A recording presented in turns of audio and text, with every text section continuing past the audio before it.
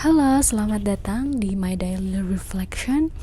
Aku Sabil, aku seorang ilustrator, tapi aku suka sekali menulis, journaling, dan melakukan hal-hal yang membuat aku melakukan refleksi setiap harinya. Oke, insight apa sih yang aku dapetin hari ini? Pas awal Ramadan, ingat banget aku bikin satu story di Instagram yang itu tuh adalah a reflection inspired by a soul stirring book yang judulnya itu Woman Who Ran with the Wolves karya Clarissa Pinkola Estes. Buku itu tentang womanhood, tentang perjalanan seorang perempuan yang enlightenment gitu ya. Ada penggalan satu kalimat yang luar biasa membuat aku tertegun, yang membuat aku ngerasa bahwa Allah yang memberiku keindahan ketika baca ini, sehingga aku personalisasi menjadi bagaimana Allah yang berkata itu, bahwa itu tuh dari Allah dan untuk Allah gitu. Nih, terus aku tuh sedikit tambahin di catatan atau di satu kalimat itu jadi ini. Allah comes to us through sound as well, through music which vibrates the sternum, excites the heart.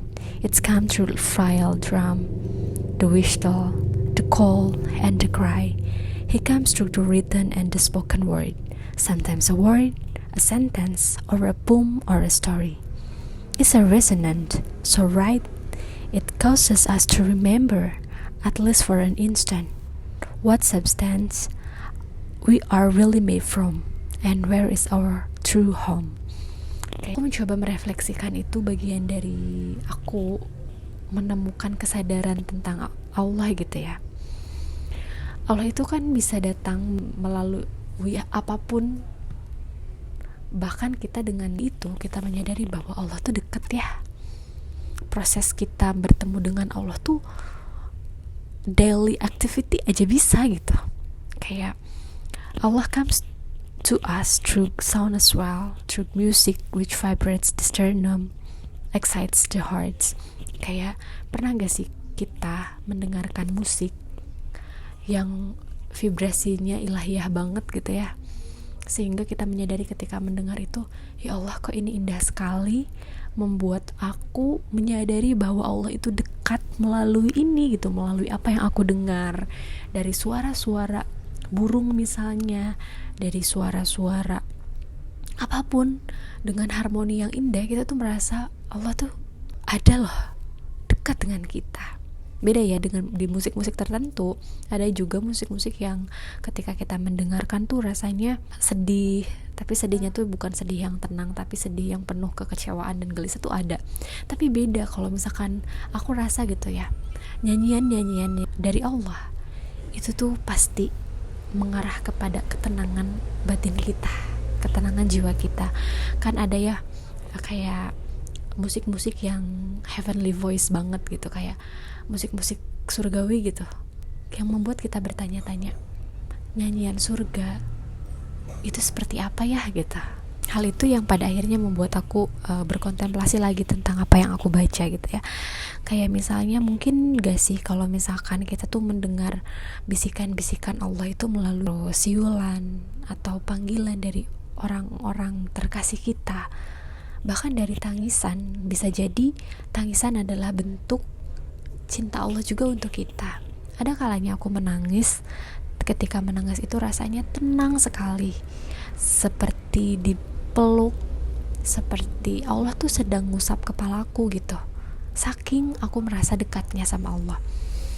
Dan ketika orang lain tidak ada yang mampu menenangkan, tapi Allah bisa, bahkan dengan tangisan gitu. That's why aku ketika membaca lagi kata-kata itu, ya juga ya gitu.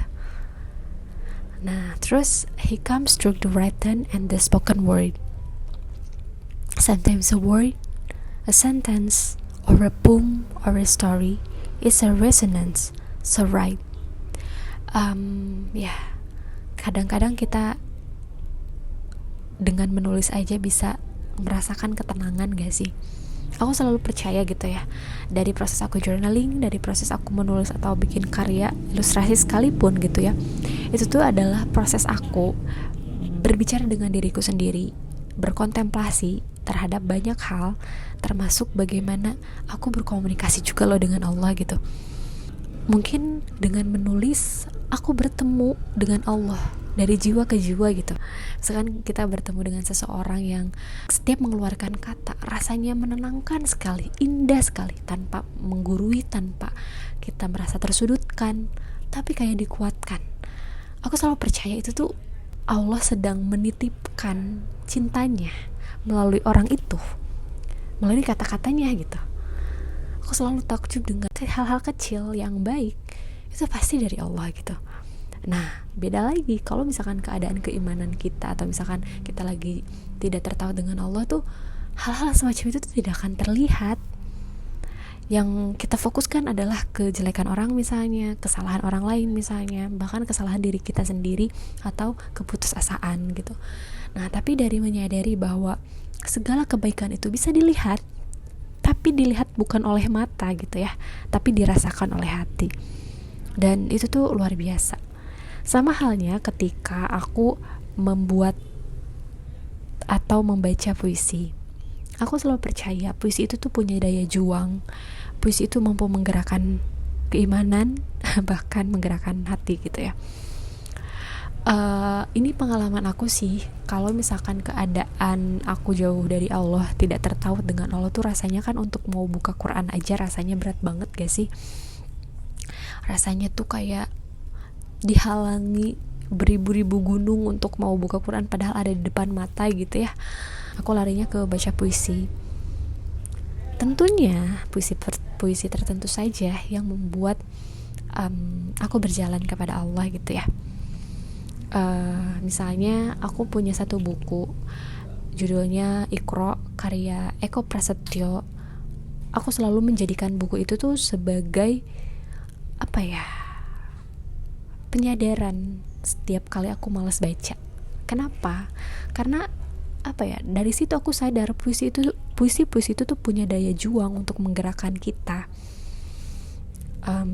untuk membuat kita takjub lagi kepada membaca, kepada hasil dari bacaan itu gitu.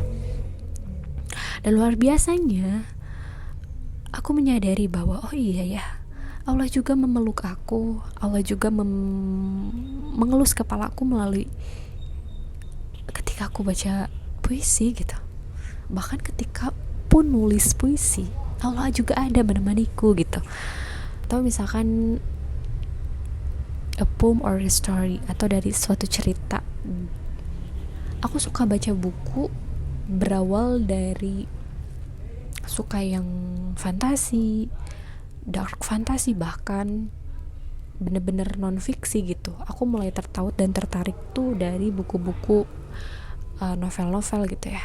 Tapi dari sana aku menemukan kenyataan, ternyata luar biasa ya, banyak pesan yang tersirat sehingga aku mendapatkan hikmah yang jauh lebih banyak bahkan dari membaca buku non fiksi gitu.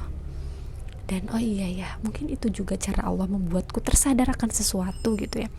Yang paling mahal bagiku selama hidup adalah kesadaran bahwa dunia itu tidak normal, kesadaran bahwa apa yang terjadi di sekitar kita tuh bukan begitu yang normal gitu. Maksudnya banyak hal yang dinormalisasi tapi itu tidak layak dinormalisasi misalnya. Nah, kesadaran dan pengetahuan semacam itu justru memberatkan, tapi di sisi lain itu menyelamatkan kita. Makanya aku tidak mencoba menutup mata dari bacaan apapun selama kita sudah punya pegangan, atau misalkan apa ya, keimanan sudah menancap dalam diri kita. Mau baca buku genre apapun, bahkan buku berideologi apapun tuh rasanya akan selalu kembali kepada Allah kok gitu. Maksudnya akan selalu ada resonansi, atau kita bisa personalisasi itu menjadi bagian dari perjalanan kita menuju Allah sebenarnya. Tapi ya tentu saja itu tuh harus diseimbangkan dengan bagaimana proses kita setiap harinya lebih tertaut dengan bacaan-bacaan yang membuat kita dekat sama Allah gitu. Kita ingat, kita sadar, kita memahami bahwa Allah itu ada di dekat kita, bahwa Allah itu senantiasa selalu menemani kita bahkan di saat tergelap pun. Dan ya aku merasa Allah yang membuat itu semua. And where is our true home?